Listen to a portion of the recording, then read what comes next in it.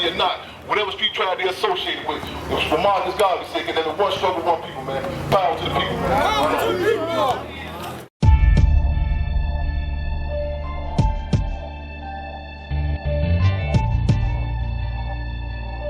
My mom, she's 66, she'll be 67, and the medical care from the IHS there is so poor, whereas it's pretty much life, death, or limb, meaning that if you have any of those three issues, you can get financial help through IHS. If not, your file kind of goes on the bottom. And so when it comes to health, she's obese, she has high blood pressure, high cholesterol, and diabetes. And the thing is they said she can't get any services unless she loses that weight. And so pretty much we've been outsourcing it and getting her help off the reservation, but it's just craziness though. The IHS, I honestly can say it's poor.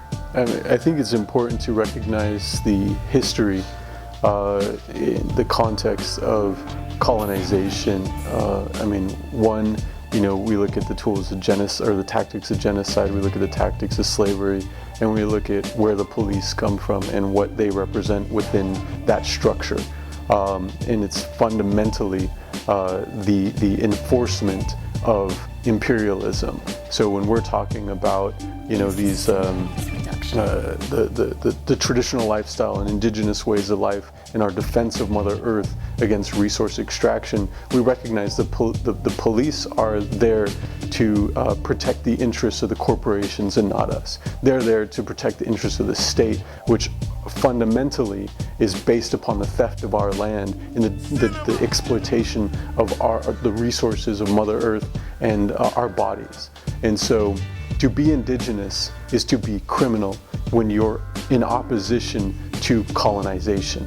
And so I don't have a problem being criminalized when it comes down to it. It's just being real with the reality that in the face of these kinds of laws, of course we're going to be illegal. Of course we're not going to be within the law because our identity is against the law. Part of how the race line works is colored people not being able to get together because of divisions either created or come out of the prison system or whatever.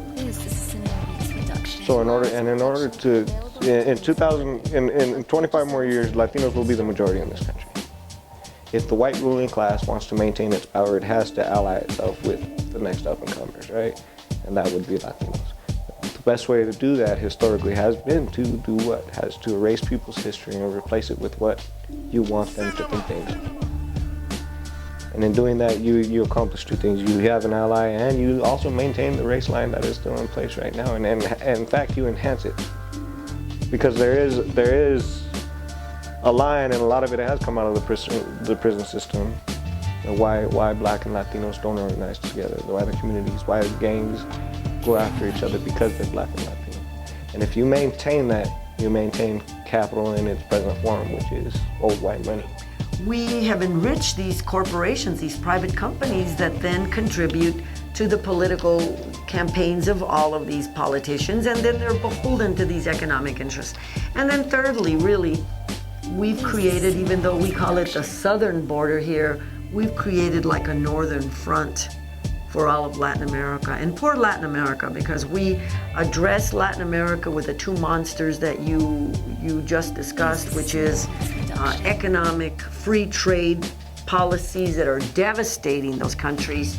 And then secondly, this alleged war on drugs that allows the public to permit the government to conduct this horrific war against Mexicans and Latin Americans, all under the guise of a war on drugs, and it's a lie.